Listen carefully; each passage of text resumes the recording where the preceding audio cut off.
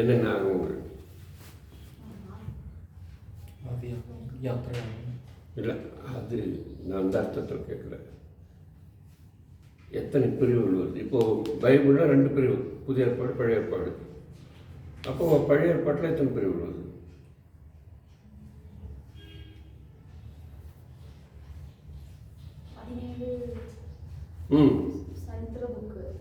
அதுக்கு சரி வரிசை சொல்ல முடியுமா பாருங்க. 5 ஞான புக்கு இல்லை, 5 கவிதை நூல்கள் அல்லது ஞான ஆகமங்கள். ஞான ஆகமங்கள் கூட சொல்லலாம். முதல்ல இருந்து வரும்போது 5 சட்ட புத்தகங்கள். ஆகமங்கள் சட்ட புத்தகங்கள், 5 சட்ட புத்தகங்கள் அல்லது நியாயப்பிரமாண புத்தகங்கள். 2வது சரித்திர நூல்கள். எங்கிருந்து ஆரம்பிக்குது?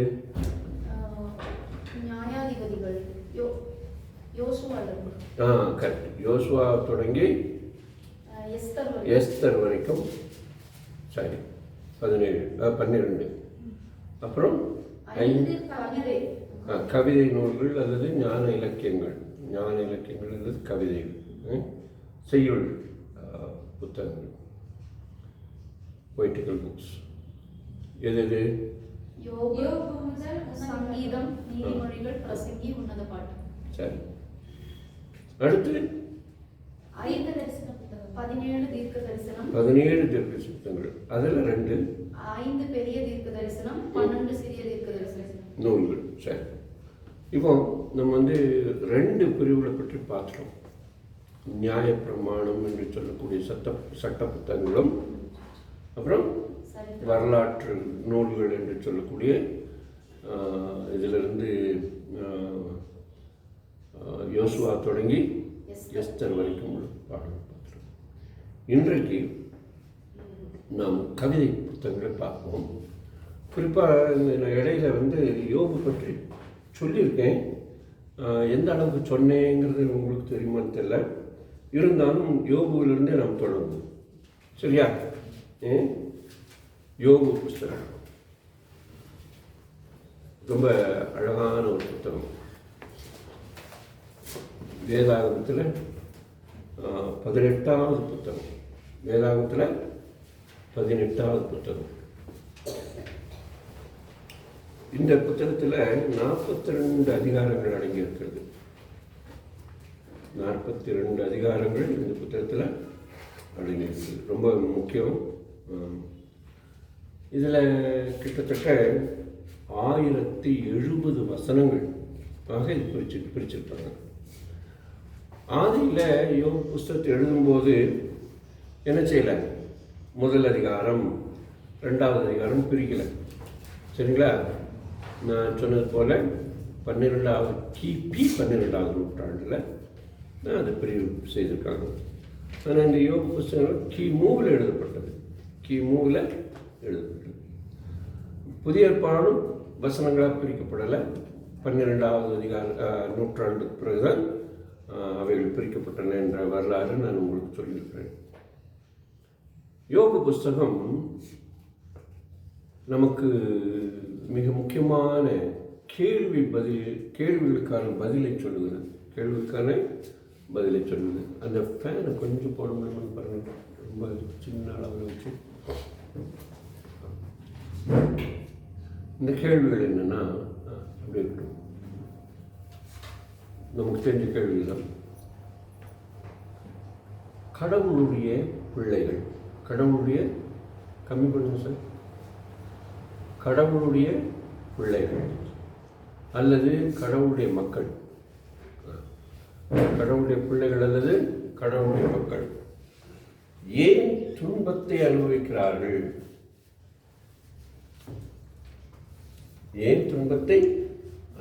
இது சரியான கேள்வி தான். இன்னைக்கு நமக்கு அப்படியே ரோட்டில் போகிறோம், ஆண்டவரை அறியாதவங்க இருக்காங்க,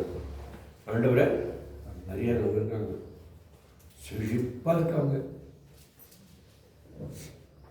பணம் இருக்குது, காசு இருக்குது, அப்புறம் பொண்ணு இருக்குது, பொருள் இருக்குது, ஆனால் சந்தோஷமாக இருக்காங்க. அவங்களுக்கு எல்லாமே நடந்துருக்கு. ஆனால் கடவுளுடைய பிள்ளைகளுக்கு பண கஷ்டம் இருக்கு, வியாதி இருக்கு, கஷ்டங்கள் இருக்கு. இப்போ கேள்வி, ஏன் கடவுளுடைய பக்தர்கள் துன்புறுகிறார்கள், ஏன் கடவுளுடைய பக்தர்கள் துன்புறுகிறார்கள் என்கிற கேள்வி உண்டு. அப்போ அந்த கேள்விக்கான பதிலை இந்த புத்தகம் தான் நமக்கு சொல்கிறது. அதனால ஏன் கடவுளுடைய பிள்ளைகள், ஏன் கடவுள் மேல் பக்தி உள்ளவர்கள் பாடுபடுகிறார்கள் என்ற அந்த கேள்விக்கான பதிலை சொல்வது தான் இந்த புத்தகத்தினுடைய முக்கியமான வேலை. அதில் யோபு இயேசு கிறிஸ்துவை எப்படி காண்பிக்கிறார் என்றால், என் மீட்பர் இன்னும் உயிரோடு இருக்கிறார், என் மீட்பர் இன்னும் உயிரோடு இருக்கிறார். உங்களில் எத்தனை பேருக்கு இந்த பாட்டு தெரியும்? என் மீட்பர் உயிரோடு இருக்கையிலே உனக்கென்ன குறை உண்டு நீ சொல் மனமே, உனக்கென்ன குறை உண்டு நீ சொல் மனமே. இந்த பாட்டு கேட்டுருக்கீங்களா? சரி, கேட்காதவங்க இந்த பாட்டை அவங்க வீடியோவில் போட்டு கேட்டு மனப்பாடம் பண்ணிக்கிடுங்க. அச்சா, இது மிக ரொம்ப அழகான பாட்டு. சில வேளைகளில் நான் இந்த மறந்து பாடுவேன் இந்த பாட்டை. என் மீட்பர் உயிரோடு இருக்கையிலே தேவராஜ் உனக்கு என்ன குறை, எனக்கு என்ன குறை? குறை இருக்கும், ஆனால் மீட்பர் உயிரோடு இருக்கிறார், மீட்பர் உயிரோடு இருக்கிறார். ஆக இந்த புத்தகம், யோபுவின் புத்தகம், நமக்கு நம்முடைய மீட்பர் உயிரோடு இருக்கிறார். மரித்தேன், ஆனாலும் இதோ சதா காலங்களிலும் நான் உயிரோடு இருக்கிறேன் என்று சொல்லி உயிரோடு இருக்கிற மீட்பரை நமக்கு அறிமுகப்படுத்தி வைக்கிறது. அவரோடு கூட நம்முடைய பாடுகளின் மத்தியிலே, கஷ்டங்களின் மத்தியிலே எப்படி நாம் நடக்க முடியும் என்ற ஒரு உன்னதமான அனுபவத்தை இது சொல்லுகிறது. இந்த புத்தகத்துக்கு ஒரு திறவுகோல் வாக்கியமாக நாம் ஏதாவது ஒன்று சொல்ல வேண்டுமானால் அதற்கு சோதனை என்ற வார்த்தையை நாம் சொல்ல வேண்டும். சோதனை. இப்போ 23வது அதிகாரம் 10வது வாக்கியம், யோபு புஸ்தகத்தில் 23வது அதிகாரம் 10வது வசனம். இது மனப்பாடம் பண்ணிக்கிடுங்க. இதுதான் அந்த திறவுகோல் வசனம். திறவுகோல் வசனம் 23வது அதிகாரம் 10வது வசனம். அது என்ன சொல்லுது? நான் சோதிக்கப்படும் பொழுது பொன்னாக விளங்குவேன். வாசிக்கலாம் அந்த பகுதி. யாராவது எடுத்தவங்க வாசிக்கிறீங்களா? ஆனாலும் நான் போகும் வழியை அவர் அறிவார். ஆனாலும் நான் போகும் வழி அவர் அறிவார். அவர் என்னை சோதித்த பின் நான் பொன்னாக விளங்குவேன். அவர் என்னை சோதிப்பார். என்னை சோதித்த பிறகு அந்த சோதனையின் முடிவில், இறுதியில் அந்த சோதனை என்னை என்ன செய்திருக்கும்? என்னை பொன்னாக மாற்றியிருக்கும். உங்களில் எத்தனை பேர் நகை கடைக்கு போய் நகை வாங்கியிருக்கீங்க? எங்களெல்லாம் இப்படி கேட்கக்கூடாதுன்னு சொல்கிறீங்களா?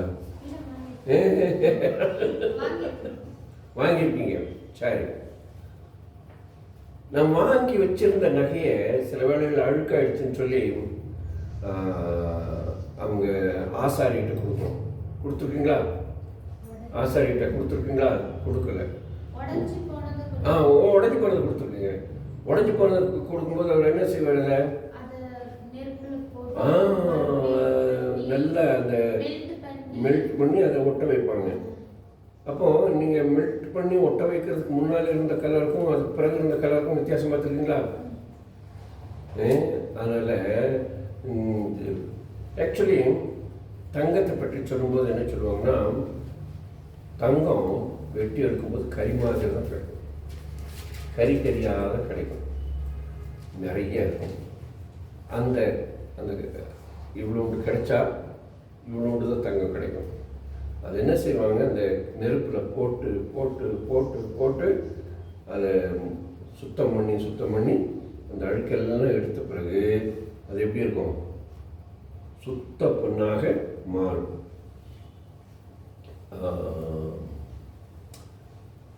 எத்தனை கோல்டு இது சொல்லுவாங்க, இப்போ புதுசு இப்போது இந்த கார் கணக்கெல்லாம் போயிடுச்சு, இப்போ வேறு என்னமோ சொல்கிறாங்க. அந்த கோல்டு இருந்துச்சுன்னா எதையும் செக் பண்ண மாட்டாங்க. உங்களுக்கு தெரியுமா அது என்ன கோல்டு வேணுமோ ஒரு கோல்டு சொல்லுவாங்க. ஸோ அந்த மாதிரி அந்த கோல்டாக மாறிடுவோம். உங்கள் நகையில் பின்னால் திருப்பாங்க, சின்ன பேர் எழுதியிருக்கும், நெய் என்னமா என்னமோ சொல்லுவாங்க, ரைட். ஸோ இந்த உபத்திரவங்கள், போராட்டங்கள் கிறிஸ்துவர்களாகி நம்மை சுத்தப்படுத்துமே தவிர அது நம்மை சோர்ந்து போக செய்யாது. சுத்தப்படுத்துமே தவிர சோர்ந்து போக செய்யாது. சோர்ந்து போனாலும் ஆண்டவர் அவ்வப்போது நம்மை உயிர்ப்பிப்பார் என்பதை நாம் அறிந்திருக்கிறோம். இது ஒரு அழகான, மிகப்பெரிய உயர் ரகமான ஒரு கவிதை நூல், உயர் ரகமான கவிதை நூல். அதனால் இந்த புத்தகத்தில் ஆண்டவரை நாம் பார்க்க முடியும். சரி, நிறைய பேர் சொல்லுவாங்க யோபுங்கிறது ஒரு கற்பனை காவியம், யோபுங்கிறது ஒரு கற்பனை காவியம்னு சொல்லுவாங்க. நம்ம ஊரில் இவரை பற்றி சொல்லுவாங்களே, யார், ஹரிச்சந்திரனை பற்றியெல்லாம் கேள்விப்பட்டிருக்கீங்களா? ஹரிச்சந்திரன் பற்றி நம்ம ஊரில் இல்லை, அவர் வட இந்தியாவில் எங்கே இருந்தார். அப்போ அந்த ஹரிச்சந்திரனை பற்றி பீகார் பக்கத்தில் எங்கே இருந்தார். இந்த ஹரிச்சந்திரனை பற்றியெல்லாம் நாடகம்லாம் நம்ம நிறைய பார்த்துருப்போம். நாடகம் பார்த்துருக்கீங்களா? ஹரிச்சந்திரன் நாடகம் எங்கள் காலத்தில் நம்ம இதோ இப்போ சினிமா வந்துச்சு, இப்போது நாடகம்லாம் இதில் வந்துச்சு. எங்கள் காலத்தில் உண்மையான ஆட்கள் நடிப்பாங்க. சரி, இந்த ஹரிச்சந்திரன் நாடகத்தில் ரொம்ப இதாக இருக்கும். ஹரிச்சந்திரன் நாடகம் போல யோபுனுடைய நாடகமும் இருக்கும் என்று சொல்லுவாங்க. ஆனால் உண்மை அதல்ல. இவர் ஒரு வரலாற்று புருஷன், வரலாற்று மனிதர். யோபு ஒரு வரலாற்றில் இருந்த ஒரு மனிதர். அவர் வரலாற்றில் இருந்தார் என்று சொல்லி நம்முடைய வேதாகமத்திலேயே 2 குறிப்புகள் வருகிறது. நீங்கள் எடுத்து படிக்கலாம். எசேக்கியேலின் புஸ்தகம் 14வது அதிகாரம் 14வது வசனத்திலையும், அதே அதிகாரத்தில் 20வது வசனத்திலையும் படிக்கலாம். யாராவது ஒருத்தர் எடுத்து படிங்க.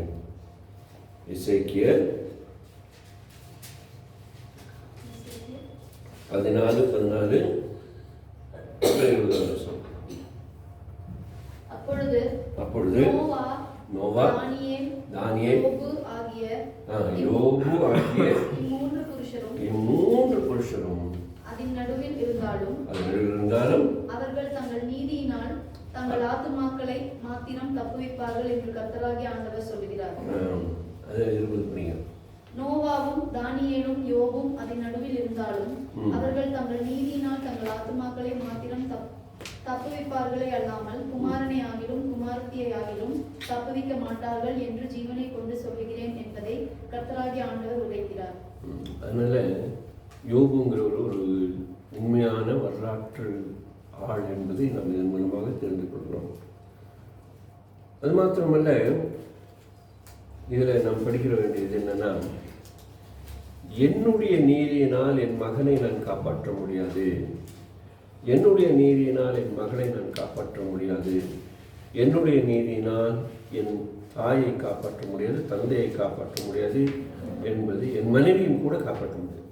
என் மனைவி மகனை அல்லது என் கணவனையோ காப்பாற்ற இயலாது. என்னுடைய நீதியினால் நான் காப்பாற்றப்படுவேன். என்னுடைய நீதி எனக்கு தான். ஆனால் அதே நேரத்தில் கர்த்தராகிய இயேசு கிறிஸ்து விசுவாசி, அப்படி நீ உன் வீட்டால் ரட்சிக்கப்படுவீர்கள் என்பது உண்மை. ஆனால் என்கிட்ட நீதி இருந்துட்டு என் குடும்பத்தார்கிட்ட நீதி இல்லைன்னா அவர்களை நான் காப்பாற்ற இயலாது என்ற அந்த உண்மையை நாம் இதன் மூலமாக அறிகிறோம். ஏன் கெட்டவங்க எல்லாம் நல்லா இருக்காங்க, நல்லவங்க எல்லாம் பாடுபடுறாங்க அப்படிங்கிற இதுக்கு கேள்விக்கு இந்த புத்தகம் நான் சொல்கிறேன் சரியான பதில். இந்த யோபுவுக்கு சில நண்பர்கள் இருந்தாங்க.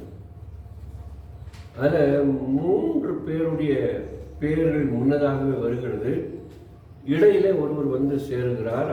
அவரை பற்றி அதிகமான குறிப்புகள் முன்னாலே இருந்து வந்தாரா, அல்லது அந்த நேரத்தில் யோபுவோடுவே அவர் இருந்தாரா, அல்லது அவர்களில் ஒருவரா என்ற கருத்து சொல்லப்படவில்லை எலிபாஸ் என்பவரை பற்றி. மற்றபடி 3 நண்பர்கள் வருகிறார்கள். அவர்கள் வரும்பொழுது யோபுவை பற்றி தகவல் அவங்க ஊரில் போய் கிடைக்குது. யோபு மிகுந்த பாடுகளுக்கு உட்பட்டிருக்கிறார் என்று சொல்லி, அப்போ அந்த வந்த நண்பர்கள் ஒவ்வொருவரும் அவரோடு கூட பேசுகிறார்கள் என்பதை நாம் பார்த்தோம். முன்னதாக இந்த புஸ்தகம் ஆரம்பிக்கும் போது இப்படி ஆரம்பிக்குது. நான் ஏற்கனவே சொன்ன மாதிரி இவர் ஒரு வரலாற்று மனிதர். அதனால் வரலாற்றில் இவருடைய ஊர் எங்கே இருந்தது என்று சொல்லப்பட்டிருக்கு.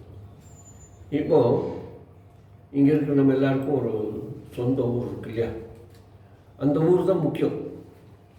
இப்போது அந்த ஊர் இல்லைன்னா நாமும் கற்பனை காவியமாக மாறிவிடுவோம். அதனால் நம்மை பற்றி சொல்லும்போது என்ன சொல்லுவாங்க, சாதாரணமாக நம்முடைய ஊரை சொல்லி இந்த ஊரை சார்ந்த என்று சொல்லுவாங்க. அதே போல் இங்கே அப்படிதான் ஊட்ஸ் என்ற தேசத்தில் யோபு என்ற பெயருடைய ஒரு மனிதர் வாழ்ந்து வந்தார். அந்த மனிதர் உத்தமராக, சன்மார்க்கராக, கடவுளுக்கு பயந்து பொல்லாப்புக்கு விலகினவராக இருந்தார். இது அவரை பற்றி உள்ள அவருடைய பக்தி, அவருடைய உண்மைத்துவத்தை பற்றி சொல்லுகிறது. அடுத்து அவருடைய குடும்பத்தை குறித்தும் சொல்லுகிறது. இங்கே சொல்லப்படல மனைவி பற்றி, ஆனால் நான் சேர்த்து சொல்கிறேன், ஏன்னா அவங்க மனைவி பற்றி இடையில் ஒரு குறிப்பு வருது. அதனால் அவருக்கு ஒரு மனைவியும் 7 மகன்களும் 3 மகள்களும் பிறந்தார்கள். அவருக்கு 7000 ஆடுகள், 3000 ஒட்டகங்கள், 500 ஏர் மாடுகள், 500 கழுதைகள் ஆகிய மிருக ஜீவன்கள் இருந்தன. அதுவும் அல்லாமல் திரளான வேலைக்காரர்கள் இருந்தார்கள். அதனால் அந்த மனிதர் அந்நாட்களில் இருந்த கிழக்கு பகுதியை சேர்ந்த மக்கள் மத்தியில் மிகவும் பிரபலமாக இருந்தார்.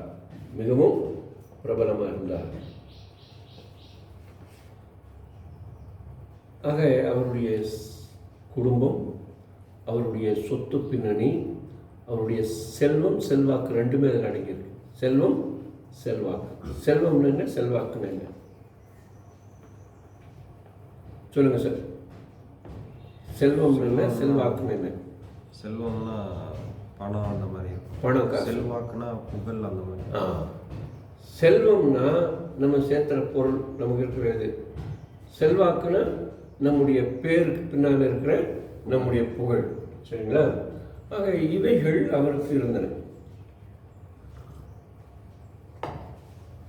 அவருடைய புகழ் அதிகமாக இருந்தது. அப்போது இந்த நாட்களில் ஒருத்தருக்கு எத்தனை ஏக்கர் பூமி இருக்குங்கிறது தான் கணக்கு. அந்த நாட்களில் ஒருத்தருக்கு எத்தனை கால்நடைகள் இருந்தன என்பதுதான் கணக்கு.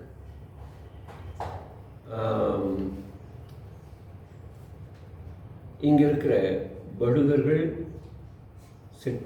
செட்டிமார்கள், மூன்றாளன் செட்டிமார்கள், அப்புறம் தோழர்கள் என்ற தொதவர்கள், இவர்களுடைய செல்வத்தை கணக்கு போட வேண்டுமானால் உங்களுடைய மந்தை எவ்வளவு பெரிது என்பது. இங்கே இருக்கிற செட்டிமார்கள் மாடுகளை வளர்த்தார்கள். மேலே இருக்கிற படுகர்களும் தொதவர்களும் எருமை வைத்திருந்தார்கள். அவருடைய செல்வத்தை கணக்கு போட வேண்டும் என்றால் ஒருவரிடத்தில் எத்தனை எருமைகள் இருந்தன என்பது. அப்போது சாதாரணமாக ஒருவரோடு பார்க்கும்போது அவங்க என்ன சொல்லுவாங்கன்னா, நல்லா இருக்கீங்களா அப்படின்னு கேட்டுட்டு அடுத்து உங்களுடைய எப்படி கேட்பாங்க, நீங்கள் பண்டா பதுக்கெல்லாம் எத்த இடத அப்படிம்பாங்க. உங்களுடைய வாழ்வு, பதுக்குன வாழ்வு, பண்டான உங்களுடைய தொழுவத்து மாடுகள் அல்லது ஆடுகள், உங்களுடைய மந்தை எப்படி இருக்கிறது, எவ்வளவு இருக்குது, எப்படி இருக்குன்னு எவ்வளவு இருக்குங்கிறது அர்த்தம். எப்படி இருக்குன்னா எவ்வளவு இருக்குங்கிறது அர்த்தம். அதை வச்சு தான் அவரை வந்து கணக்கு போடுவாங்க. ஆக இந்த யோபுவை குறித்து நாம் பார்க்கும்பொழுது அவரிடத்தில் எத்தனை கால்நடைகள் இருந்தன என்பது இங்கே முக்கியமாக கொடுக்கப்பட்டிருக்கு. அதனால் இந்த இது வந்து அவருடைய செல்வத்தையும் செல்வாக்கையும் நமக்கு சொல்லுகிறதை பார்க்கிறோம். இப்போது இங்கே அவருடைய குடும்ப மக்கள் எப்படி அன்போடு பழகினார்கள் என்பதும் இந்த முதல் அதிகாரத்தில் சொல்லப்பட்டிருக்கு. எப்படி பழகினாங்க? ஒவ்வொரு சகோதரனும் தங்களுடைய வீடுகளிலே தங்களுடைய மற்ற சகோதரர்களையும் அழைத்து விருந்து வைப்பார்கள். ஏன்னா அவங்க வீட்டில் எத்தனை பேர் இருந்தாங்க? மொத்தம் 10 பேர். 10 பேரும் ஒவ்வொரு முறையும் 10 பேர்களை அழைத்து வந்து ஒருவர் தன்னுடைய வீட்டில் 9 பேரை அழைத்து விருந்து செய்வார், சகோதரர்களை வைத்து. அப்படி விருந்து செய்யும்போது அது ஒரு நாளில் முடியாது, 2-3 நாள் ஆகும். ஆக ஒரு மாதம் முழுவதுமே அவங்களுக்கு என்ன இருக்கும்? தடபட விருந்து தான் இருக்கும். ஆக அந்த அளவுக்கு அவர்கள் வாழ்ந்து வந்தார்கள் என்று நாம் பார்க்கிறோம். இப்போ இங்கே ரொம்ப முக்கியமான ஒரு கருத்து சொல்லப்பட்டிருக்குது, அது நாம் கவனிக்க போகிறோம். அது என்னன்னா, இந்த விருந்து சந்தர்ப்பத்தில் நிறைய பேர் அன்றைக்கும் சரி இன்றைக்கும் சரி பாவம் செய்வதற்கு ஏது உண்டு. புரியுதா? ஏன் சாதாரணமாக விருந்து போகிறோம், முதல் நாள் 2வது நாள் இருப்போம், 3வது நாள் என்ன உற்சாகபானம் கொடுத்துருவாங்க. உற்சாகபானம் என்ன? உற்சாகபானம் என்ன சார்? சொல்லுங்கள் சார். வாய்த்திருந்து மதுபானம் கரெக்ட். அது வந்து கொடுத்துருவாங்க. ஸோ மதுபானம் மனிதனுடைய மூளையை மழுங்கடிக்கும். அதனால் அது வந்து மனிதனை வழி தவற வைத்து விடும். அதனால் ஒரு வேளை மதுபானம் செய்து அவர்களுடைய இருதயத்தில் கடவுளை நிந்தித்திருப்பார்களோ என்ற ஒரு பயம் யோபுடைய வாழ்க்கையில் இருந்தது. சாதாரணமாக குடிச்சிட்டாங்கன்னா அவங்களுடைய சுய நினைவு எழுந்துருவாங்க. இந்த மாதிரி நேரங்களில் நீங்கள் நிறைய பேர் குடிச்சிட்டு விழுந்து கிடப்பாங்க பாருங்கள். அவங்க என்னென்ன உளர்றாங்கன்னு நீங்கள் கவனித்து பார்த்தீங்கன்னா எல்லாரையும் திட்டிப்பாங்க. ஃபஸ்ட்டில் வீட்டில் இருக்கிற பொண்டாட்டியை திட்டுவாங்க, திட்டுவாங்க, பிள்ளைங்களை திட்டுவாங்க, போகிறவனை திட்டுவாங்க, கடைசி கடவுளே சாபம் போடுவாங்க. பார்த்துருக்கீங்களா? கவனிச்சிருக்கீங்களா? இப்போது இந்த குடும்பத்தில் உள்ளவங்களை திட்டி தீர்க்கிறதுனால பெரிய ஒரு பிரச்சனையாக இருக்காது. ஆனால் கடவுளை திட்டாங்கன்னா அது மிக மோசமாக இருக்குங்கிறதுனால யோபு தன் பிள்ளைகள் கடவுளை திட்டக்கூடாது அல்லது நிந்திக்கக்கூடாது என்று கருத்தோடு இருந்தார். அதனால் என் பிள்ளைகள் எங்கே தங்களை அறியாமல் குடி போதையில் கடவுளை நிந்தித்து விடுவார்களோ என்ற பயத்தில் அவர்களுக்காக பலி செலுத்துவார். இது அவருடைய பக்தியினுடைய உச்சத்தை காட்டுகிறது. இப்படி இருக்கிற ஒரு நாளில் தேவ சமூகத்தில்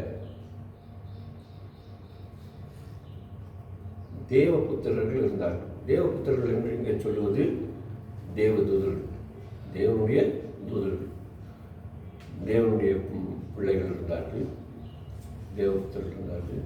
அதே நேரத்தில் பிசாசும் அங்கே இருந்தார். ஏன்னா பிசாசு யார்? பிசாசு யார் சார்? சொல்லுங்க. பிசாசு தான். அது தெரியாத இத்தனை நாள் நீங்கள் வாத்தியார் ஆரம்பிச்சுட்டீங்களா? லூசிபர். யார் இந்த லூசிபர்?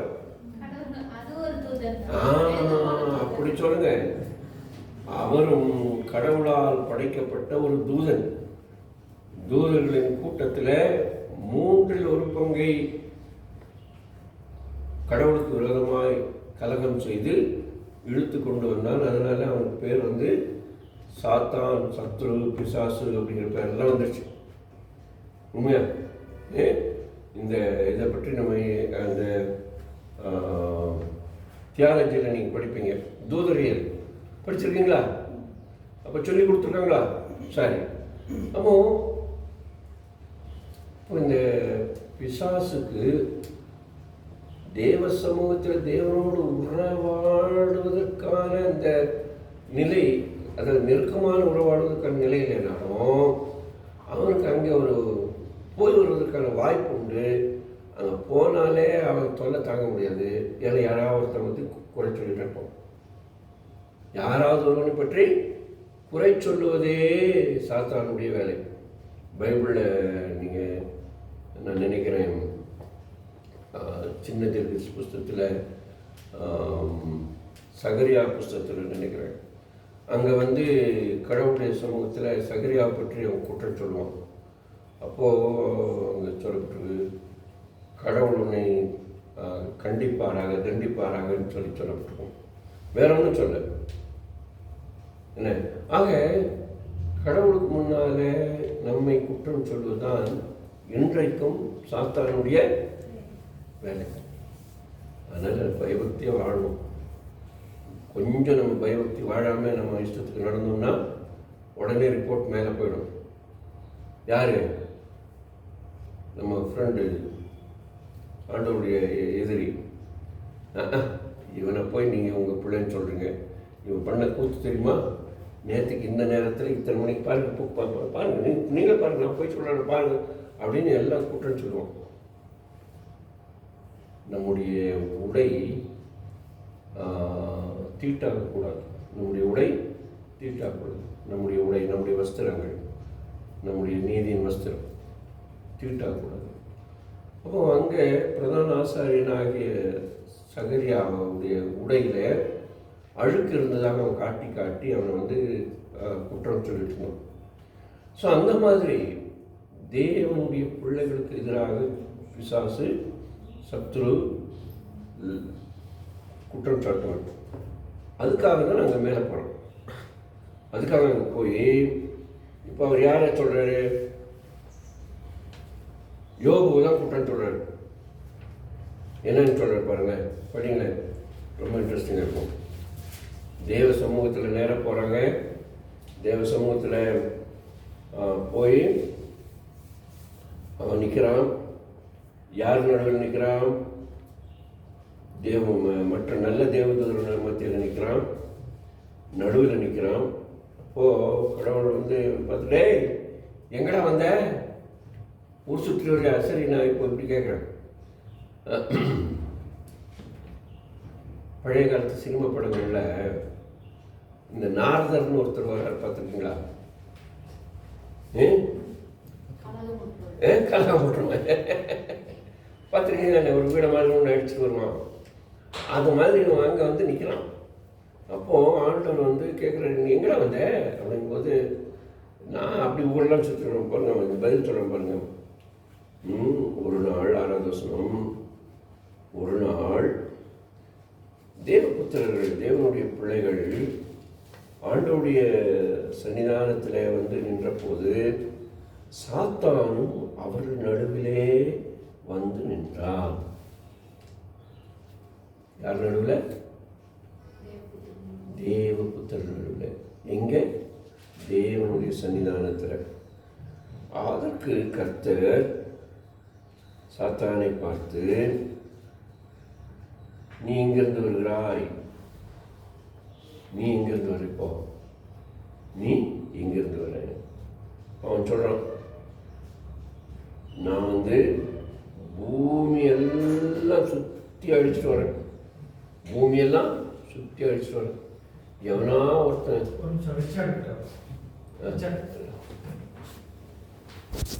எவனா ஒருத்தன் கண்ணில் கம்படுவானா அப்படின்னு நான் என்ன பண்ணிட்டு இருக்கேன்? சுற்றி அடிச்சுட்டு வரேன். எவனா கண்ணில் கடிச்சா உடனே மாட்டி ஒன்று பார்த்துட்டு வரேன் அப்படிங்கிறாரு. அப்போ அனுப்பிக்கிறாரு. அப்படியா? அப்போது என் மகனாகிய என் ஊழியக்காரனாகிய யோபு மேலே கண் வச்சிட்டியா, கவனம் வச்சியா அப்படின்னு ஆண்டவர் கேட்குறாரு. இப்போ அதுக்கு முன்னால் வேறு உரையாடலாம் நடந்திருக்கும், இதில் இந்த குறிப்பிட்ட இது உரையாடல் மாத்திரம் கொடுக்கும். சொல்லிட்டு சொல்கிறாரு, உத்தமனும் சன்மார்க்கனும் தேவனுக்கு பயந்து பொல்லாப்புகளுமாகிய அவனைப் போல பூமியில ஒருவனும் இல்லை என்பது உனக்கு தெரியுமா? அவனைப் போல ஒருவன் பூமியில இல்லைங்கிறது உனக்கு தெரியுமா? அவன் மேல கண்ணு போட்டியா அப்படிங்கிறாரு. ஏன்னா ஒருவேளை நான் நினைக்கிறேன் அதுக்கு முன்னாலேயே யோபு பற்றி சாத்தான்னா அந்த இதை சொல்லியிருக்கக்கூடும். என்னென்னு, நான் ஊரெலாம் சுற்றிட்டு வந்தேன், யோபுன்னு ஒரு மனுஷனை பார்த்தேன். அப்போவே ஆண்டவர் டக்குன்னு அதை நிறுத்தி கேட்டிருப்பாங்க. என்ன அதை பற்றி என்ன ஆண்டவர் கொடுக்குற சாட்சி பாருங்க. ஆண்டவர் கொடுக்குற சாட்சி என்ன? உத்தமன், சன்மார்க்கன், தேவனுக்கு பயந்தவன், பொல்லாப்புக்கு விலகினவன். மேலே உத்தமன், சன்மார்க்கன், தேவனுக்கு பயந்தவன், பொல்லாப்புக்கு விலகினவன். முதல் வசனத்தில் இருக்கு, 8வது வசனத்தில் இருக்கு. சொல்லிட்டு 8வது வசனத்தில் ஆண்டவர் சொல்றாரு, அவனை போல இந்த பூமியில வேற ஒருத்தனும் இல்லை. அவன் மாதிரி ஒருத்தன் நீ காண முடியாதியா? இதுக்கு முன்னாடி இருந்ததில்லை, இதுக்கு பிறகு இருக்க மாட்டாங்க.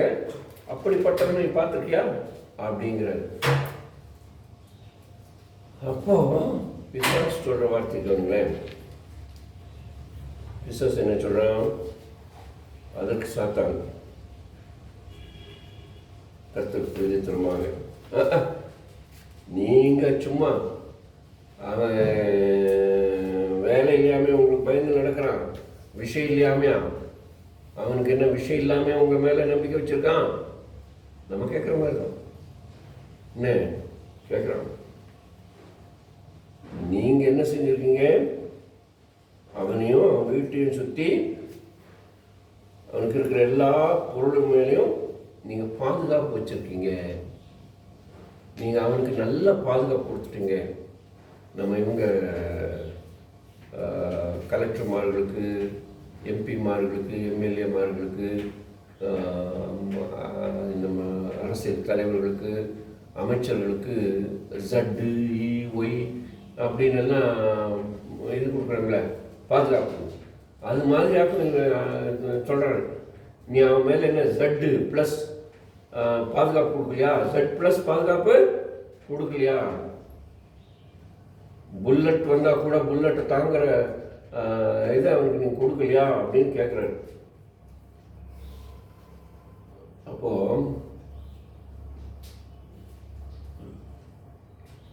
சொல்லிட்டு அடுத்த வசனம் சொல்றாரு, நீங்க அவனை ஆசீர்வதிச்சிருக்கீங்க, அதனால அவன் சொத்தெல்லாம் பூமியில அதிகமா பெருக்கமா இருக்கு. அவனுக்கு முன்னால ஒரு ஆடு தான் இருந்தது, இப்போ 500 ஆடு ஆயிடுச்சு. ஒரு மாடு தான் இருந்தது, இவனுக்கு 2000 மாடு ஆயிடுச்சு அப்படின்னு அவன் சொல்றான். என்ன, நீங்க இப்போ ஒரு வேலை செய்யுங்க. அவன் பெரிய கோடீஸ்வரனா இருக்கான். நீங்க ஒரு வேலை செய்யுங்க. நீங்க உங்க கையை நீட்டி அவனுக்கு உள்ளதை அப்படியே நீங்க டச் பண்ணிட்டீங்கன்னா அது எனக்கு போதும். இப்போ பாருங்க, அவன் நாசமா போன கடவுள் இதுவரைக்கும் என்னை காப்பாத்தினேன்னு சொன்னாரு. இப்போ என் சொத்தை எல்லாம் பிடிக்கிட்டாரு. அவரை நம்பி என்ன லாபம் இருக்கு? அவரை நம்பி நீ என்ன லாபம் இருக்கு? ஆண்டவராவது மாண்டவராவது கடவுளாவது கத்திரிக்கையாவது அப்படின்னு சொல்லுவானா இல்லையா பாருங்க அப்படின்னு. ஒருவேளை இது நமக்கு நடந்து நம்ம அப்படிதானே சொல்லுவோம். சந்திரனுக்கு தெரியும். சந்திரா, நம்ம சகோதரர்கள் நம்மளோட படித்தவங்க என்ன சொல்லிட்டு போனாங்க தெரியும் இல்லையா? ஸோ இங்கே விஷயம் என்னென்னா, கடவுளை சபிக்கிறதுக்கு நம்மகிட்ட இருக்கிற ஒரு ஆசீர்வாதத்தை எடுத்தால் போதும். மனுஷனுடைய இயல்பு கடவுளை சபிக்கிற இயல்பு. ஸோ அந்த மாதிரி இங்கே வந்து ஒரு சூழல் வருது. இப்போ பாருங்கள் அவங்க அவனை திட்டுவாங்களா இல்லையா அப்படின்னு சொல்லுவோம். சரி ஆண்டவர் சொல்கிறாரு, அப்படியா, சரி அப்போ வேணா அவனுக்குள்ளதெல்லாம் நீ எடுத்துக்கோ, ஆனால் கண்டிஷன், அவன் உயிரில் மாத்திரம் விளையாடாத, அவன் உயிரில் மாத்திரம் விளையாடல. அப்போது இங்கே நம்ம தமிழ் பாட்டு ஒன்று இருக்குல்ல, சினிமா பாட்டு, சோதனை மேல் சோதனை போதுமடா சாமின்னு, அந்த மாதிரி ஒரு பாட்டுக்கு தகுந்த மாதிரி இங்கே ஒரு இது வருது. என்னென்னு பாருங்கள், 13வது வசனம். ஆண்டவர் சாத்தானுக்கு உரிமை கொடுத்தோடனே சாத்தான் தன்னுடைய ஏஜென்ட்டுகளுக்கு எல்லாம் அதிகாரம் கொடுக்குறான். 13வது வசனத்திலிருந்து, பின்பு யோபுடைய குமாரர்கள் குமாரத்திகள் தங்கள் மூத்த சகோதரன் வீட்டில் என்ன செய்து கொண்டிருந்தாங்க? சாப்பிட்டு குடித்து கொண்டிருந்தார்கள். அந்த நேரத்தில் ஒரு மனுஷன் ஓடி யார் இடத்துல இப்போ தகவல் சொல்கிறான்? யோபு இடத்துல தகவல் சொல்கிறான். ஐயா, எருதுகள் எல்லாம் உழுதுட்டுருந்துச்சு, பக்கத்தில் கழுதுகளும் மேய்ஞ்சிட்ருந்துச்சு. அப்போது சபையாருங்கிறது ஒரு இன மக்கள் ஆச்சுங்களா. சபையார் அவன் நம்மளுடைய ஆடு மாடுகள் எல்லாம் மேற்கொண்டு அங்கே இருக்கிற மேய்ப்பர்களையும் அங்கே வேலை செய்திருந்தவங்களையும் அந்த உழுது கொண்டிருந்தவங்களையும் மேற்கொண்டு அவங்களுடைய ஆயுதங்களை பயன்படுத்தி எல்லாத்தையும் பிடிச்சிட்டு போயிட்டாங்க.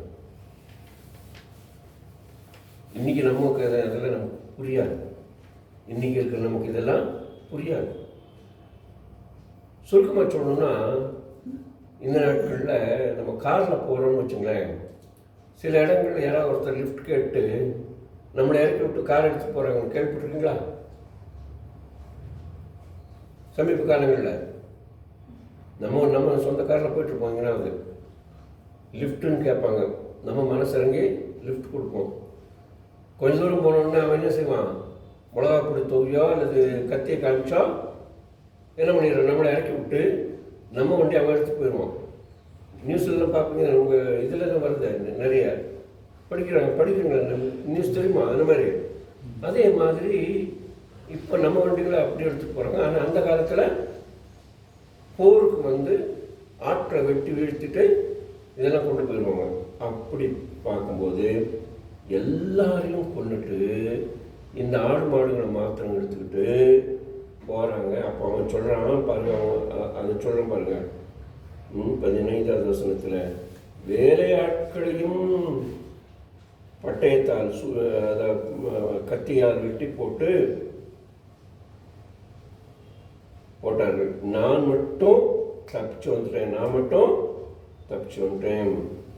நான் தப்பிச்சு வந்தது எதுக்கு தெரியுமா? உங்களுக்கு தகவல் சொல்றதுக்கு. அவன் சொல்லி முடிக்க வாயை மூடுறதுக்கு முன்னால ஒருத்தன் மேல் மூச்சு கீழ் மூச்சு வாங்க ஓடி வரான். இன்னொருத்தன் மேல் மூச்சு கீழ் மூச்சு வாங்க ஓடி வரான். அவன் சொல்ற செய்தி என்ன? வானத்திலிருந்து ஒரு அக்னி விழுந்து நம்முடைய ஆளுகளையும் வேலையாட்களையும் சுட்டு எடுத்து போட்டது. நான் மட்டும் தப்பிச்சிட்டேன். அதையும் உங்ககிட்ட சொல்றதுக்கு நான் வந்திருக்கேன். இப்போ ஒரு சோதனை, இப்போ 2வது சோதனை, 3வது சோதனை வருது. அவன் இப்படி பேசிக்கொண்டு இருக்கையில் வேறொருவன் வந்தான். அவனும் மேல் மூச்சு கீழ் மூச்சு வாங்க ஓடி வர்றான். ஓடி ஒரே ஒரு நிமிஷம் நம்ம ஏறுவோம்.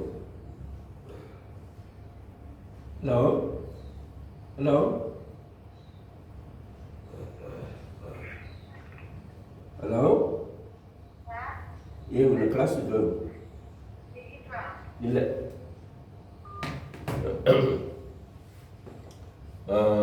மேல்மூச்சு கீழ்மூச்சு ஓடி வந்து அவன் சொல்கிற 3வது ஆள் கல்தேயர். ஃபஸ்ட்டில் சபையர், 2வது வானத்திலிருந்து மின்னல் இயற்கை, 3வது இப்போது கல்தேயர். கல்தேயர்கள்ங்கிற பாபிலோன் பகுதியை சேர்ந்தவங்க, பாபிலோனியர்கள், கல்தேயர்கள். அவங்க வந்து என்ன பண்ணாங்க, குரூப்பாக பிரிஞ்சு போஞ்சுன்னா குரூப்பாக பிரிஞ்சு என்ன பண்ணாங்க, ஒட்டகங்களை எடுத்துக்கொண்டு போய்விட்டார்கள், வேலையாட்களை வெட்டி போட்டார்கள். ஸோ ஆடுகள் செத்து போயிடுச்சு, மாடுகளையும் ஒட்டகங்களையும் பிடிச்சிட்டு போயிட்டாங்க.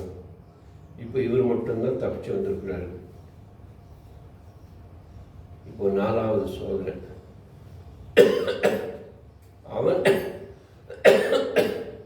இவன் இப்படி பேசிக்கொண்டிருக்கும்போது வேறொருவன் வந்தான்.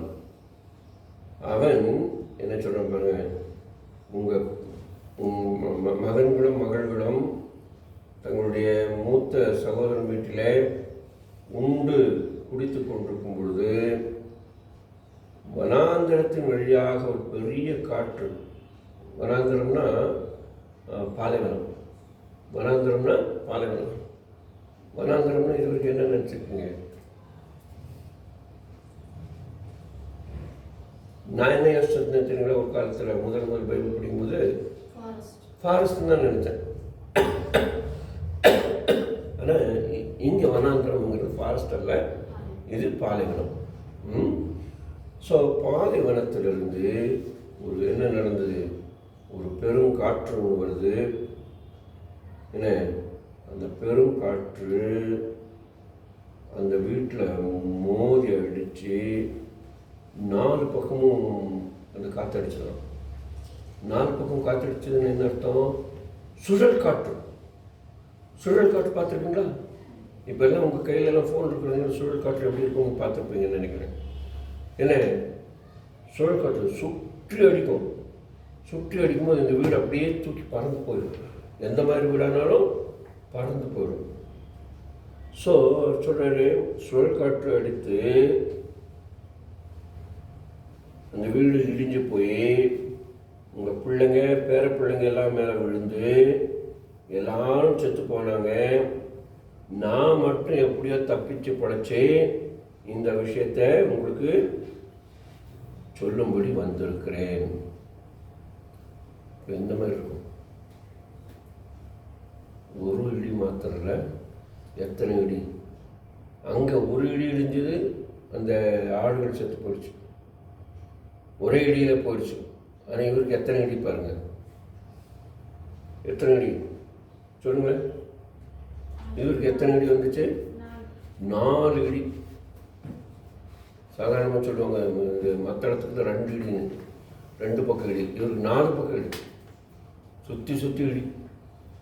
அப்போது யோபு அந்த துக்கத்தை எப்படி வெளிப்படுத்துகிறான்னா, தன்னுடைய வஸ்திரத்தை கிழிப்பதன், தன்னுடைய உடையை கிழிப்பதன் மூலமாக. அந்த நாட்களில் அவங்க அந்த அளவுக்கு அவங்க செல்வந்தர்கள் இல்லையா, அதனால் நல்ல உடை உடுத்தியிருப்பாங்க. நம்மள மாதிரி உடை உடுத்திருக்க மாட்டாங்க, நல்ல உடை உடுத்தியிருப்பாங்க. இப்போ நல்ல உடை உடுத்தி இருக்கிற இவர் இதெல்லாம் கேட்ட உடனே அப்படியே பிடிச்சி இழுத்து கிழிக்கிறார்.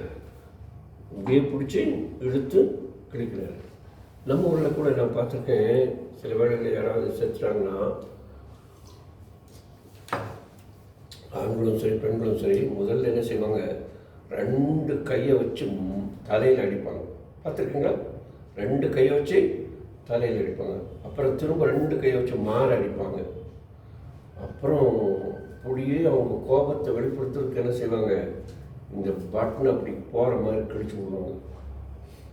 பொதுவாக பெண்கள் செய்ய மாட்டாங்க, ஆண்கள் என்ன செய்வாங்க, இது இப்படியே பிடிச்சி கிழிச்சு அப்படி ஓகேன்னு அப்படி முரண்டு போடுவாங்க. ஒருவேளை அப்படி தான் இங்கே நடந்துருக்குமாக்கும்.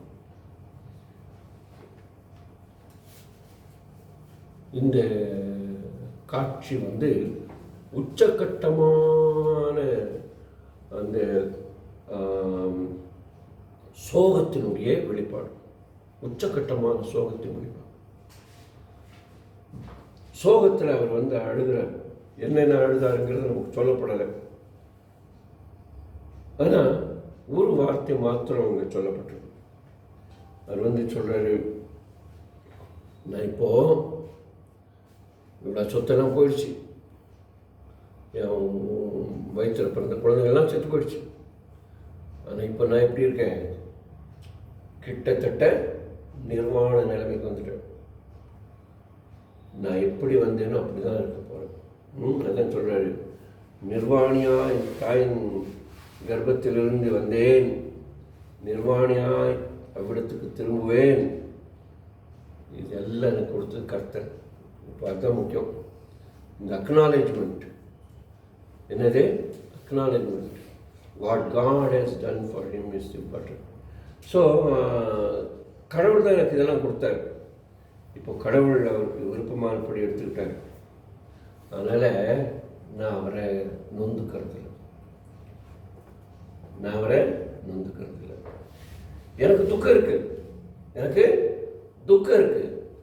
அந்த துக்கம் இருக்குதுங்கிறதுக்காக நான் என்ன பண்ண மாட்டேன், கடவுளை ஒரு நாளும் சொல்ல மாட்டேன். நம்ம சாதாரணமாக சொல்லுவோம், கடவுளுக்கு கண் இருக்கா, கடவுள் கண் இருந்தா என்னை இப்படி ஒரே நாளில் 4 விதமான சோதனை என்ன இப்படி இந்த நிலைமைக்கு உள்ளாக்கணுமா அப்படிங்கிற அந்த கருத்தை சொல்லலை.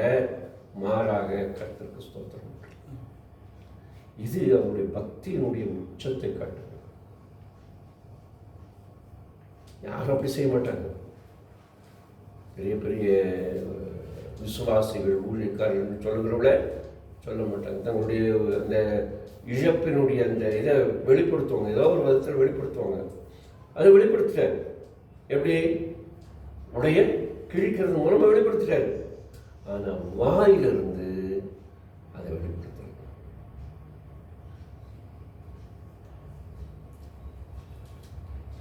வாயிலிருந்து வெளிப்படுத்தும். இப்போ சாத்தானுக்கு என்ன வேணும்? அவர் வாயை திறந்து எதை வார்த்தை சொல்லக்கூடாது, சொல்லிடணும். அதுதான் சாத்தானுக்கு. ஆனால் கடவுளுடைய எண்ணம், இவன் இந்த சோதனை வந்தாலும் என்னை காட்டி கொடுக்க மாட்டாங்கிற நம்பிக்கை அவன் மேலே இருந்தது. அதனால் அவன் சொல்கிற அந்த பெரிய அந்த அறிக்கை இருக்கு, அது நமக்கு இப்போ நம்ம இந்த வார்த்தையை நம்ம வீடுகளில் எழுதி வச்சுருக்கோம். நிர்வாணியாய் வந்தேன், நிர்வாணியாய் போகிறேன், கர்த்தர் கொடுத்தார், கர்த்தர் எடுத்தார், கர்த்தருக்கு ஸ்தோத்திரம்ங்கிற வார்த்தையெல்லாம் எழுதி வச்சுருப்போம். ஆனால் நமக்குன்னு ஒன்று வந்தால் தானே தெரியும். நமக்குன்னு ஒன்று வந்தால் தானே, அப்போ தான் நம்ம யாருங்கிறது நம்ம காட்டும். நான் ஆண்டவரை உண்மையிலே நேசிக்கிறேன்னா, இது கடவுளிடத்திலிருந்து வந்ததுன்னு சொல்லி நான் ஏற்றுக்கொள்கிறேன்னா இல்லையான்னு.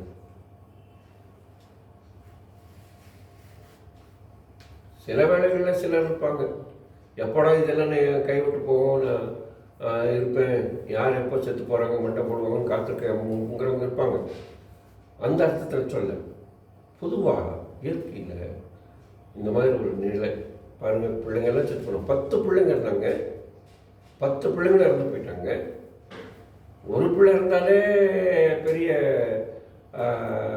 அழுகை நம்ம வீடுகளில் இருக்கும். 1 வருஷம் வரைக்கும் கறி கூட சாப்பிட மாட்டோம், துக்கம் கொண்டாடுவோம். உண்மைதானே? அதுவும் பறக்கிறதுக்கு முன்னால் இறந்து போகிற குழந்தைகளுக்காகவே பெரிய கொண்டாட்டம் பண்ணுவாங்க. இவங்க வளர்ந்து வந்த பெரிய பிள்ளைகள், அவர்களுடைய கணவன்மார்கள் இருந்தாங்க, அவங்க மனைவிமார்கள் இருந்தாங்க, அவங்களுக்கு பிறந்த பிள்ளைகள் எல்லாம் இருந்திருக்காங்க, பேரப்பிள்ளைகள்லாம் இருந்திருக்காங்க. ஆக இங்கே பேரப்பிள்ளைகள் பற்றி குறிப்பு இல்லை, ஆனால் பேரப்பிள்ளைகள் இருந்திருக்காங்க. அப்போ எல்லா பேரப்பிள்ளைகளையும் பார்க்கறதுக்கு தாத்தாமார்களுக்கு ஆசை தானே.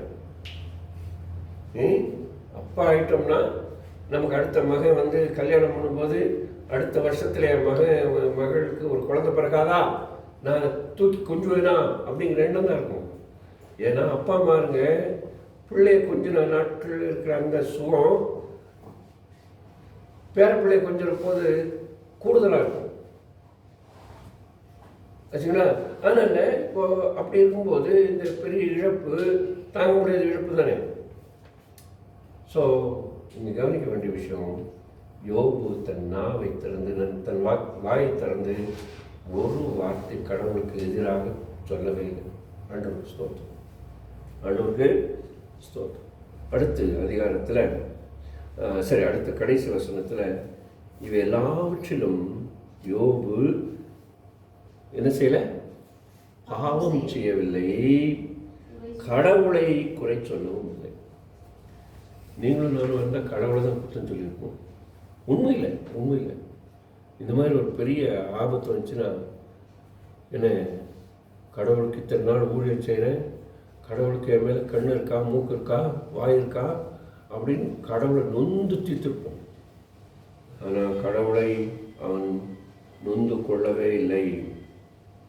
அப்புறம் கொஞ்ச நாள் கழிச்சு இன்னொரு சந்தர்ப்பத்தில் இதே நிலை வருது. அப்போது ஆண்டவர் அதே கேள்வி தான் கேட்குறாரு, அவனும் அதே பதில தான் சொல்கிறான். திரும்ப ஆண்டவர் அதே இதுதான் அவன் கேட்குறாரு. என் ஊழியனாகிய, என்னுடைய தாசனாகிய, என் வேலைக்காரனாகிய யோபு பற்றி ஏதாவது மனசில் வச்சுட்டு வந்திருக்கியா? மனசில் வச்சுட்டு வந்திருக்கியா? ஏன்னா கடவுள் யார் மனசில் என்ன இருக்குங்கிறது அவருக்கு தெரியும். அதனால் டக்குன்னு அந்த கேள்வி கேட்டுறாரு. அப்போது இவன் சொல்கிறான் பாருங்க, சொல்கிறாரு,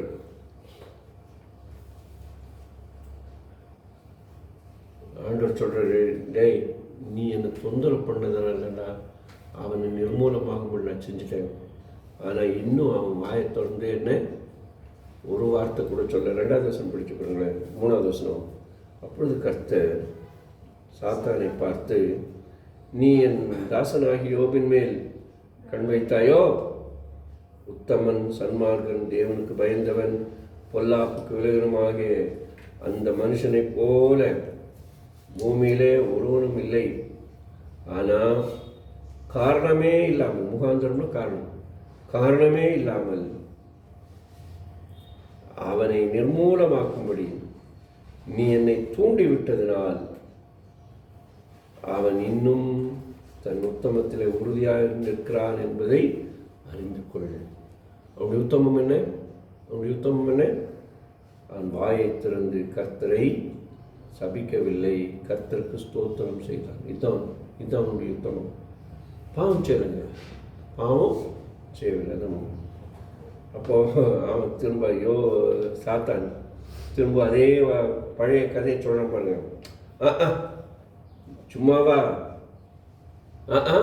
சும்மாவா மனுஷனுக்கு எது முக்கியம் தெரியுங்களா? தோல் சதை. சாத்தான் கர்த்தருக்கு தோலுக்கு பதிலாக தோலையும் தன் ஜீவனுக்கு பதிலாக தனக்கு உண்டான எல்லாவற்றையும் மனுஷன் கொடுப்பான். ஆனால் நீர் உம்முடைய கையை நீட்டி அவன் எலும்பு, அவன் மாம்சம் இவைகளை தொட்டால் அவன் இப்பொழுது உம்முடைய முகத்துக்கு நேர இப்போ இந்த நிமிஷத்தில் சபிக்கிறானா இல்லையா பாருங்க. இந்த நிமிஷத்தில் பாருங்க, அவன் உடம்பை தொட்டு பாருங்க. ஸோ இதிலிருந்து நம்முடைய உடம்பின் மீது சாத்தானுக்கு எந்த அதிகாரமும் கிடையாது. கடவுளுக்கு மட்டும்தான் அந்த அதிகாரம், கடவுளுக்கு மட்டும்தான் அந்த அதிகாரம் இருக்கு. இது முக்கியமான ஒரு கருத்து, நீங்கள் மனசில் வச்சுக்க வேண்டியது. நிறைய வேளைகளில் வியாதி வந்துச்சுன்னா நம்ம என்ன சொல்லுவோம்? கடவுள் இந்த வியாதி அனுப்பிச்சிட்டாரு அப்படிம்போம். கடவுள் வியாதியை கொடுக்குறவர் அல்ல, கடவுள் வியாதியிலிருந்து நம்மை சுகப்படுத்துகிறவர். அதுதான் முக்கியம். எகிப்துக்கு வந்த வாதைகள் ஒன்றும் உனக்கு வருவதில்லை. இதுதான் ஆண்டவருடைய வாக்குத்தத்தம். ஸோ இங்கே நம்ம பார்க்குறோம், ஆண்டவர் ஒரு நாளும் வியாதியை கொண்டு வருகிறவர் அல்ல, நஷ்டத்தையும் கொண்டு வருகிறவர் அல்ல. இஸ்ரவேலை ஆசீர்வதிப்பதே கர்த்தருக்கு பிரியம் என்று பார்க்கிறோம். இப்போ சொல்கிறாரு, நீ இப்போ தொட்டு பாருங்க. அப்பொழுது சாத்தான் ஆண்டவர் பார்த்து சொல்கிறான், இதோ அவன் உன் கையில் இருக்கிறான். கர்த்தரை சாத்தான் சொல்கிறார், இப்போ அவன் உன் கையில் இருக்கிறான். நீ அவனுடைய உயிரை மாத்திரம், பிராணன உயிர், அவனுடைய உயிரை மாத்திரம் தொடாத, மற்ற எல்லாவற்றையும் அவனுக்குள்ள எல்லாவற்றையும் அவனுக்கு கொடுக்குறேங்கிறாரு. ஸோ ஆண்டவர் தான் நம்முடைய உயிருக்கு காவலாளர்.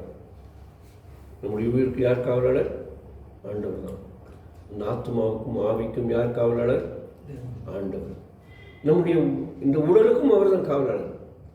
அவர் உத்தரவு கொடுத்தாதான் சாத்தான் வந்து தொட முடியும், இல்லைன்னா தொடவே முடியாது.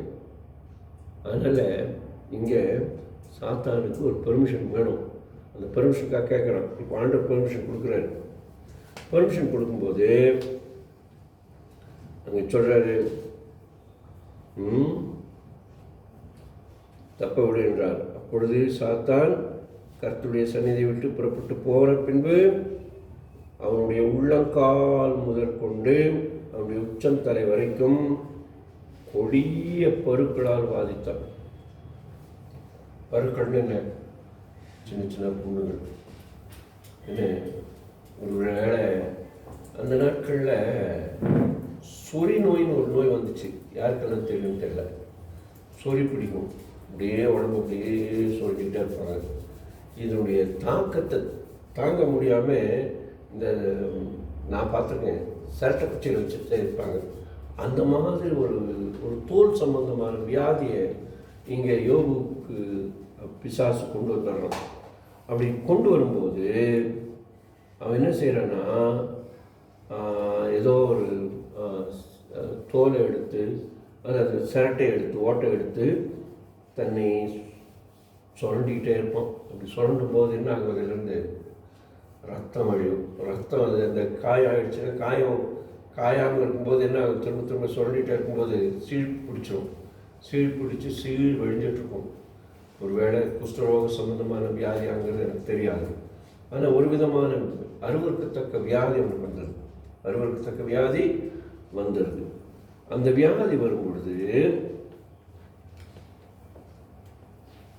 அவன் ஒரு மூலையில் உட்கார்ந்துருக்கான். இப்போது அவனுடைய சுவாசம், அவனுடைய வாயிலிருந்து ஒரு விதமான வாசனை வர ஆரம்பிக்குது. இயற்கையாக அவனுக்கு வாசனை இருந்திருக்காது. அவனுக்கு இப்போ ஏதோ ஒரு விதமான வாசனை வருது. அதனால் அவன் பொண்டாட்டி என்ன செய்கிறாயோ, தூரம் ஒதுக்கி மூலையில் உட்காரியா, பக்கத்தில் வராத அப்படிங்கிறான். ஏன்னா இது நாளைக்கு நமக்கு கூட நடக்கலாம். என்ன, பக்கத்தில் வராது, மூலையில் போய் உட்கார. அந்த மூலையில் அந்த இது கோட்டுக்கு மேலே பக்கம் வராத, என் உடம்பெல்லாம் ஒரு மாதிரி கூச்சமாக இருக்குது அப்படின்னு தான் சொல்லியிருப்பான்னு நினைக்கிறேன். ஏன்னா யோபு சொல்கிற ஒரு இடத்துல, என் சுவாசம் என் மனைவிக்கு அருவருப்பானது என்று சொல்லுவார். சரிங்களா? மனைவி இப்போது சொல்லுவா, இந்த மனைவி சொல்லுவா பாருங்களேன், 9வது வசனம் 2வது அதிகாரத்தில். அப்பொழுது அந்த மனைவி அவனை பார்த்து,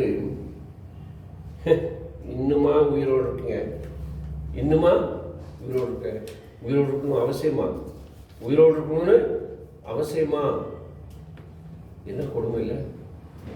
உங்களை என்னையை பார்த்து யாராவது இப்படி கேட்டாங்கன்னு நமக்கு எப்படி இருக்கும்? எப்படி இருக்கும்? யோசிச்சு பார்த்துருக்கீங்களா? இதெல்லாம் தேவையா? இன்னும் உயிரோடு இருக்கணுமா? செத்து போக வேண்டாம், நாசமாக போய் செத்து போக வேண்டாம் அப்படின்னு சொல்லியிருக்காங்க இந்த அம்மா. பாருங்க, கடவுளை சபிச்சுட்டு உயிரை விட்டுரு அப்படி. அதுக்கு என்ன அர்த்தம்னா, தற்கொலை பண்ணுங்க. நிறைய பேர் தற்கொலை பண்ணுறாங்கன்னா காரணம் மற்றவங்களுடைய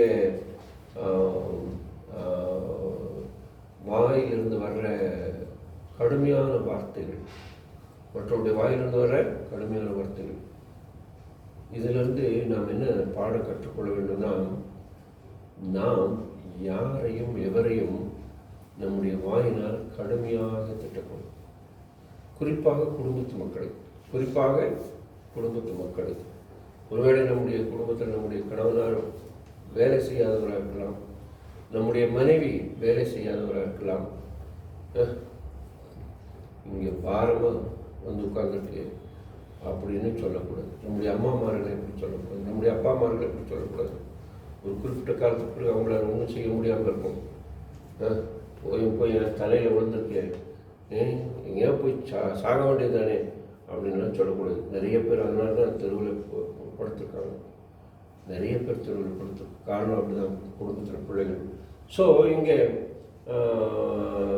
ஒரு மனைவி தன்னுடைய மனைவி அவரை பார்த்து சொல்கிறார், இன்னும் உத்தமன்னு இருக்கியே, பேசாமல் கடவுளை நாசமாக போன்னு சொல்லிட்டு செத்து போயா, அதாவது தூக்கு போட்டு செத்துக்கோ அப்படின்னு நம்ம சாதாரணமாக சொல்லுவோம்ல. சாதாரணமாக அப்படி தானே சொல்லுவோம், தூக்கு போட்டு செத்துரு அப்படின்னு. அந்த மாதிரி இந்த அம்மா சொல்லியிருக்காங்க. வேற எந்த விதத்தில் சொல்லியிருக்காங்கன்னு தெரியாது. அப்போது யோபு ரொம்ப அழகான ஒரு வார்த்தை சொல்கிறார். அதுதான் ரொம்ப இன்ட்ரெஸ்டிங். என்ன சொல்கிறாரு பாருங்க, நீ பைத்தியக்காரி பேசுகிறது போல பேசுகிற, கடவுள் கையிலிருந்து எவ்வளவு நன்மையை நம்ம வாங்கியிருக்கோம், இப்போ அந்த நன்மைக்கு தக்கதாக ஒரு சின்ன தீமையை நம்ம வாங்கினா அதில் என்ன லாபம், என்ன இது, அதனால் சின்ன இது வந்து பெருசாகாது அப்படின்னு அவங்க சொல்கிறது பார்க்குறோம். ஒரே நிமிஷம். ஹலோ அம்மா சொல்லுங்க. Good afternoon. சொல்லுங்கம்மா. ஆமாம், ஒரு தம்பி கேட்டிருக்கேம்மா.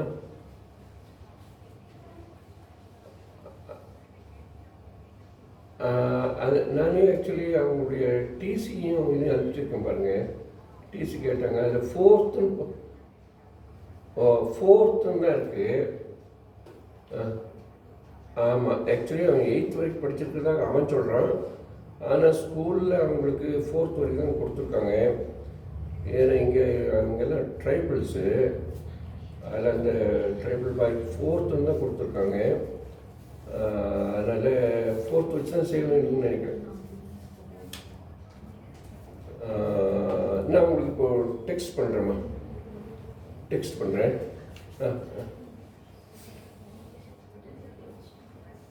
சந்துரு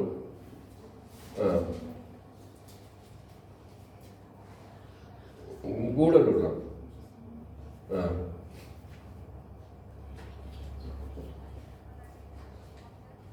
சொல்லுங்க ப்ளீஸ்.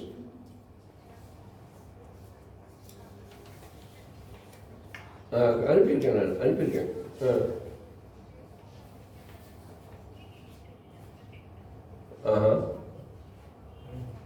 ஆமாம், இப்போ கொஞ்சம் நல்ல டெவலப் ஆகிருக்கோம்.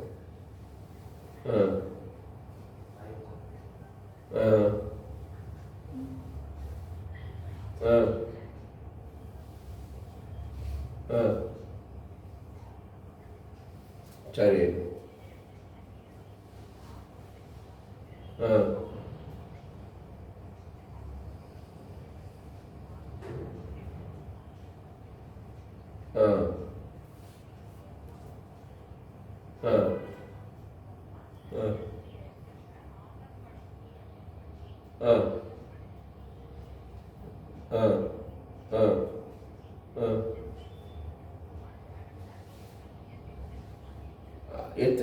எத்தனை பேப்பர் எழுதணும்? 5 பேப்பர். சரி. அது சரி, அது புரியுது. ம் ம் ம் ம்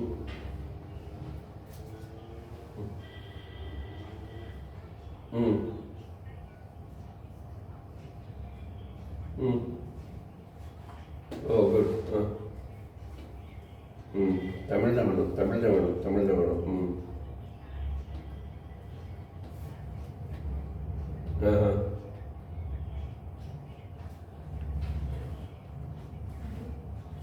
சரி.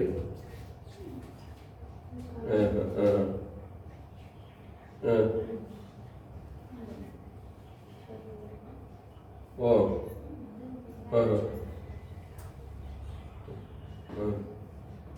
சரி.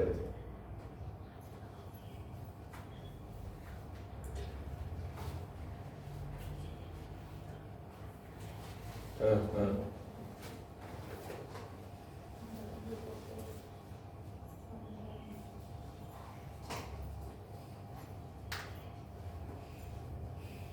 ஒரே ஒரு நிமிஷம்.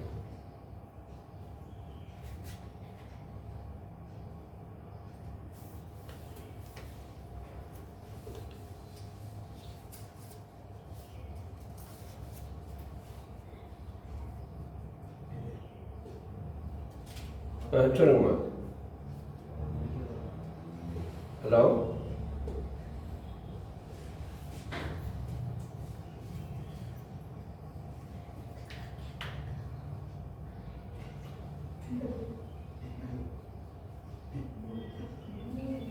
ம்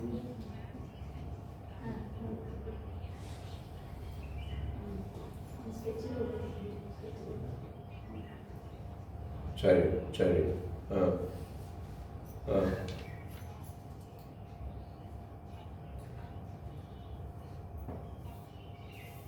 ஆ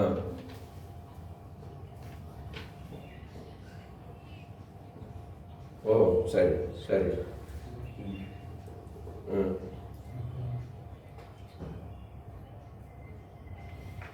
ஓ ஆ ஆஹா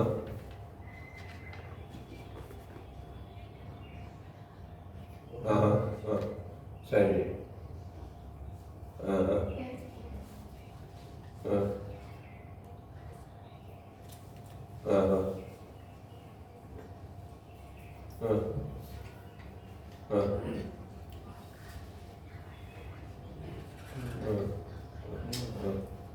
ஆஹா ஆ சரி சரி சரி.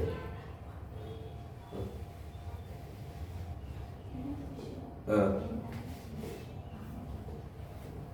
சரி. ஆ ஆ ஆ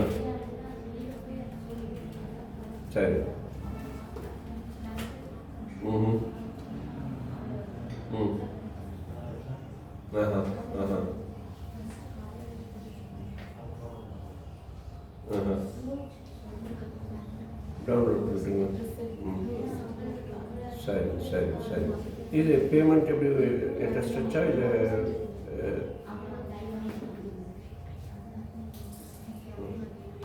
ஆ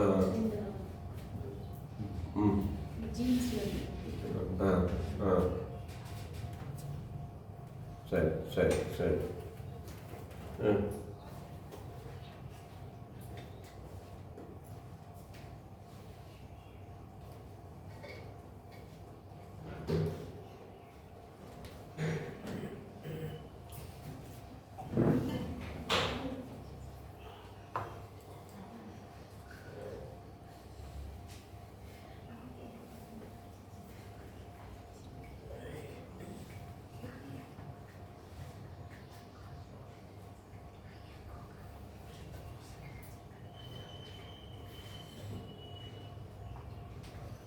சரி. நான் இப்போ முடிக்கிறதுக்கு முன்னால் சில முக்கியமான கருத்துக்களை மாத்திரம் சொல்லிடுறேன். ஒரே ஒரு நிமிஷம்.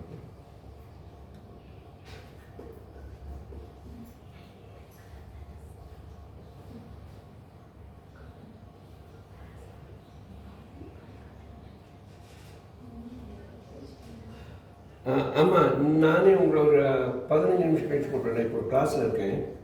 கிளாஸ் முடிச்சு நானே கூப்பிட்றேன் ஒரு 20 மினிட்ஸில். சரி. இப்போ எங்கே நான் முடித்தோம்? நன்மையை பெற்ற நாம் தீமையை பெற வேண்டாமா அப்படின்னு சொல்கிறேன். அது என்ன ஒரு முக்கியமான கருத்தில். அப்போ சொல்லிட்டு அதில் அடிக்கோடிட வேண்டிய ஒரு வார்த்தை, முதல் அதிகாரத்தில் இருக்கிறது போலவே இன்னொரு வார்த்தை இந்த 10வது வசனத்தின் அடியில் இருக்கு, கடைசியில் இருக்கு. இவைகள்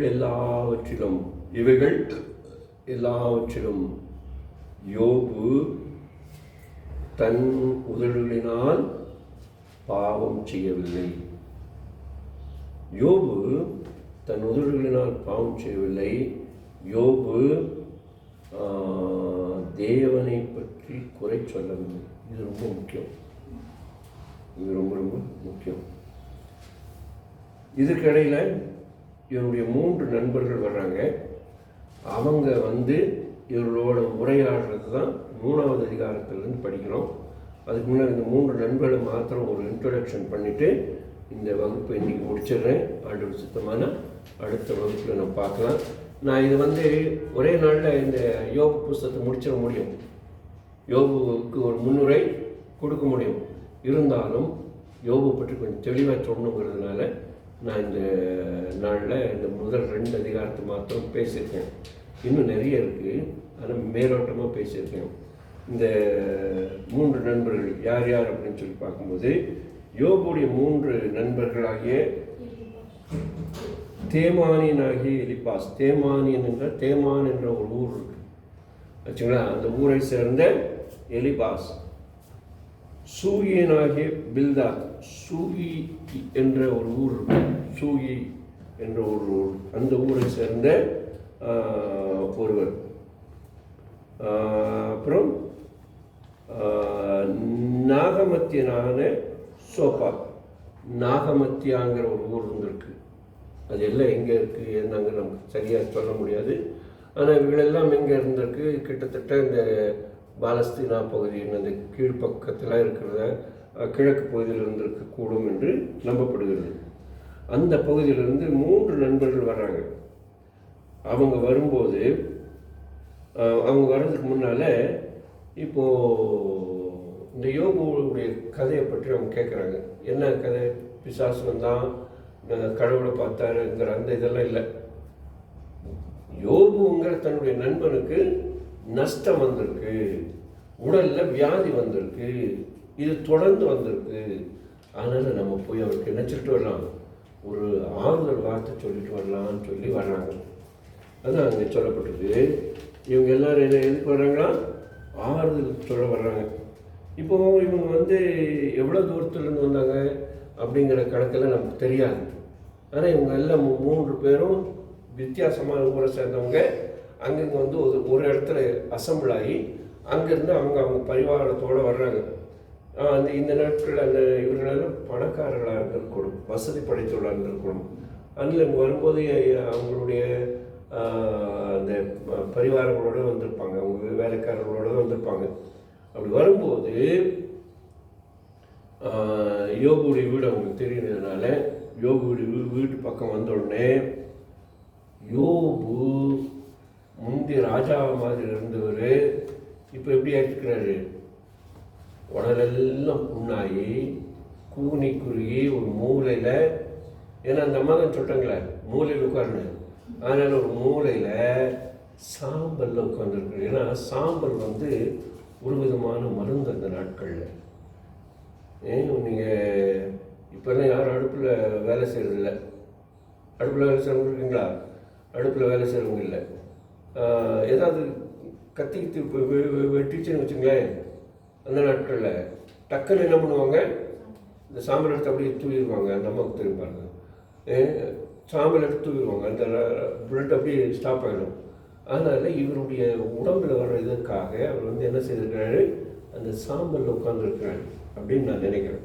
ஏன்னா அந்த மாதிரி சாம்பல் உட்காந்துருக்கிறாரு.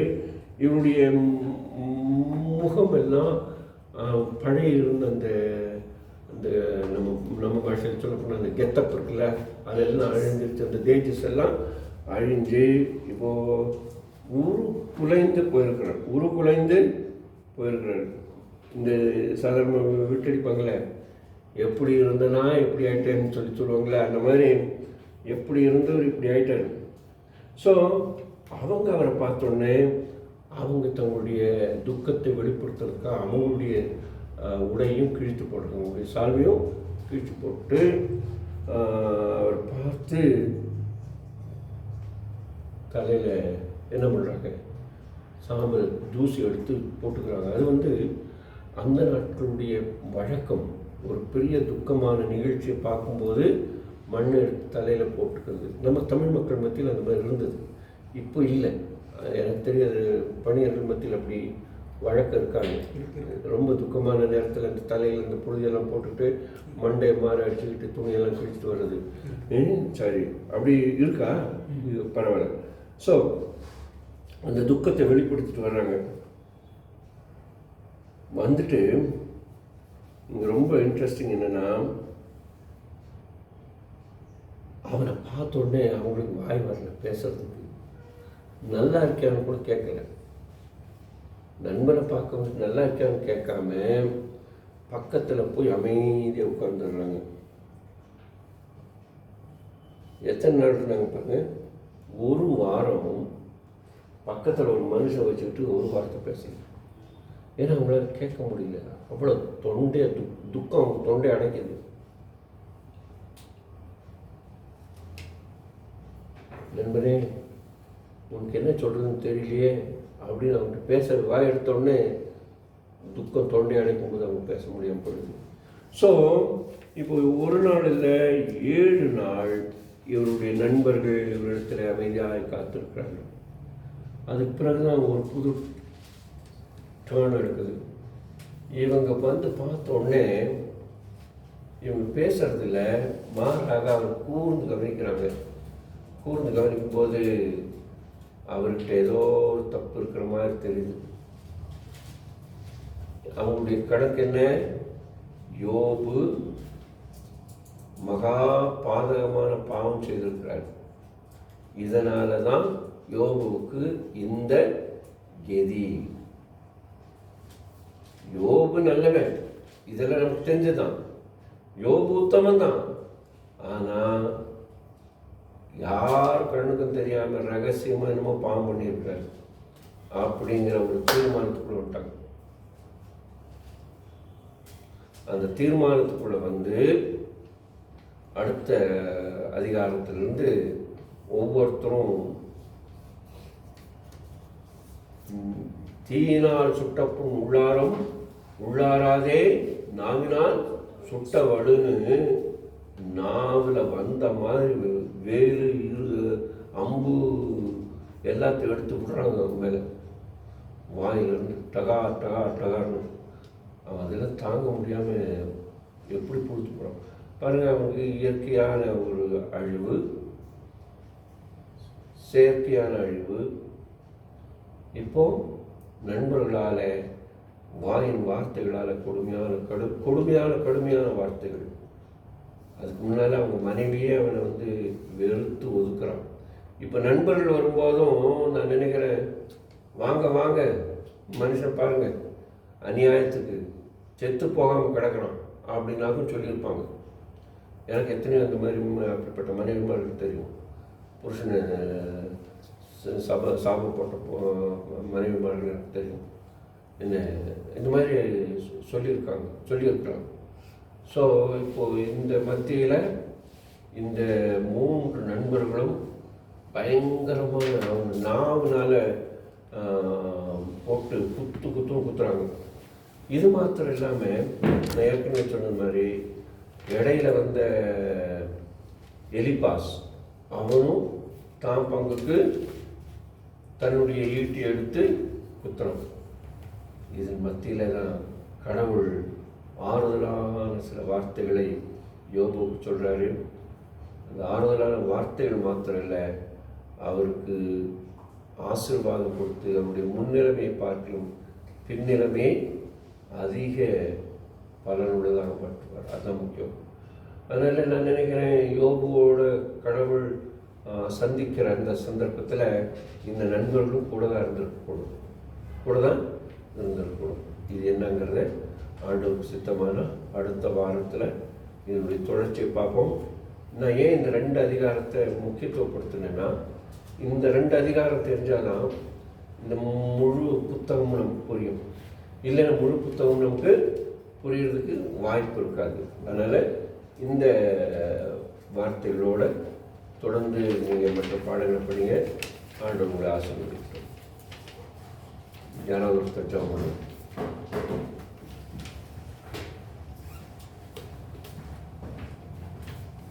யார் ஜெபம் பண்ணுறீங்க?